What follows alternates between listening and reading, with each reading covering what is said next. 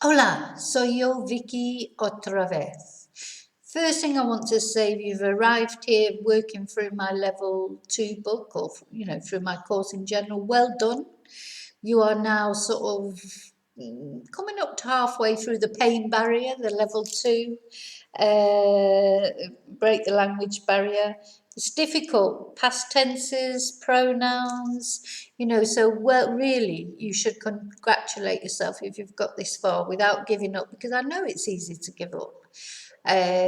But sometimes you have to sort of go through it, don't you? Okay, we're on page 31. We're now looking at our second past tense as far as my course is concerned, the preterite or the simple past. Now, simple past, it's called simple past in English because in English it is simple, because in English it doesn't change for the person. This past tense would be the one we'd use like for something we did yesterday. Like yesterday, I walked to the shops, and it's I walked, you walked, he, she, it walked, we walked, yous walked, they walked. That's why it's called a simple past in English. Of course, in Spanish, unfortunately, it's not quite so simple. So the technical term for this tense is the preterite, or sometimes it's called the indefinite or the indefinido. These names of tenses. Obviously, they're confusing for people. Grammar is the language of grammar is always confusing. But if we think of it as the preterite, that's what I'll refer to it to. So the preterite tense, which basically is the past tense that talks about things we did. So far in this course, if you've been following my level 2 course, we have done the present perfect and the present tense. So the present tense is what we did in level 1. That's things we do, regular habits and routines. The present perfect we did earlier in the level 2 course, things we have done. And the preterite is used to talk about things we did.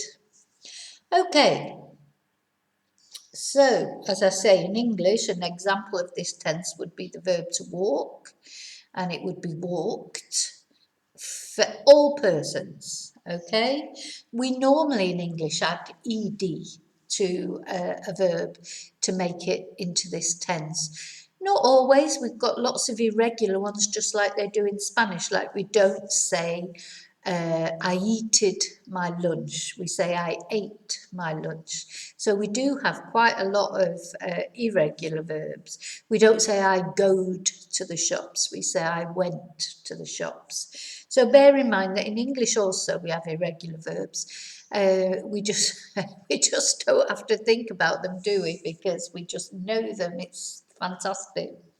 But having said that, how long does it take us to learn that? We're not born knowing them. I mean, it's just over years of being educated. That's how we learn English. Okay, so first of all, let's just look at the endings here. This exercise that I'm going to go through with you today. Oh, sorry, not the endings, because I've done those in another one. This is the pre-treat context, yes. So you've been looking at the pre-treat. We've done a few exercises using the pre-treat. And this is El Cumpleaños de Carmen, which is on page 38, which is the pre-treat in context. So it's a very short translation that you had to do into English. We had to pick out the verbs and then translate it into English. Now, I'm just going to read out the text out loud in Spanish, just so you've got the pronunciation practice. All the answers are in the back of the book. If you don't have the book and you would like the book, the links are below in the description box to take you to Amazon to buy it. But you can just do this as a listening exercise anyway. Ok, vale, vamos. ¿Listo? Ayer, día de mi cumpleaños, me levanté a las 7, como todos los días.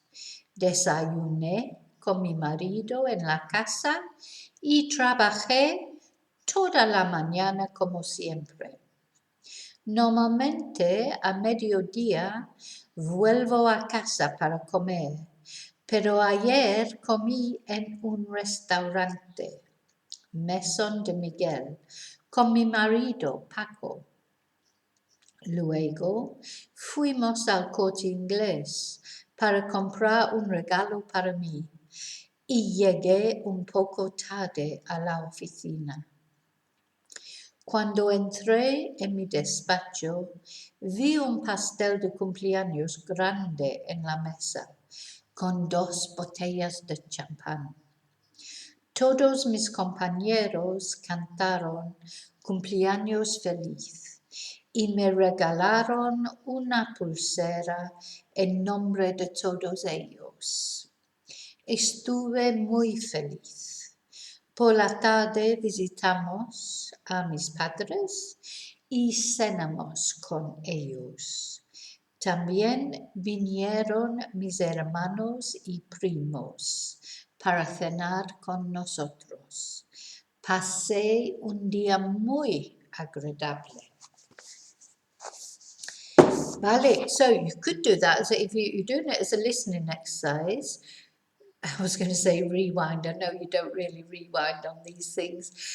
I'm showing my age now, going back to videos. But yeah, go back, listen to it again, see if you can write it down, see if you can understand it. You probably won't have understood everything at the first listening. Maybe you did. So I don't know who you are. I'm not quite, I don't know exactly who's watching, so I don't know what level you're at as far as your listening is concerned. Maybe you understood every word, and if so, well done. Okay, so we're going to practice D now, which is translating the questions into Spanish and answering in Spanish. Okay, so, número 1. ¿Qué día fue ayer? Ayer fue el cumpleaños de Carmen. Número 2. ¿A qué hora se levantó Carmen? I'm not going to read the question in English because I want you to try and understand. I mean, if you've got the book, you've got it right in front of you, but if not, I want you to see if you can understand it yourself. So, 2. ¿A qué hora se levantó Carmen? Carmen se levantó a las 7 como todos los días. 3.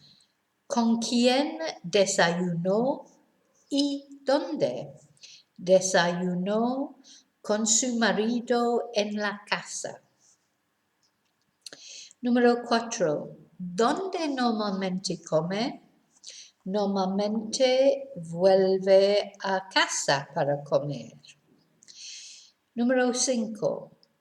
¿Dónde comió ayer y con quién? Comió en un restaurante, Mesón de Miguel, con su marido Paco. 6. ¿A dónde fueron entonces y por qué?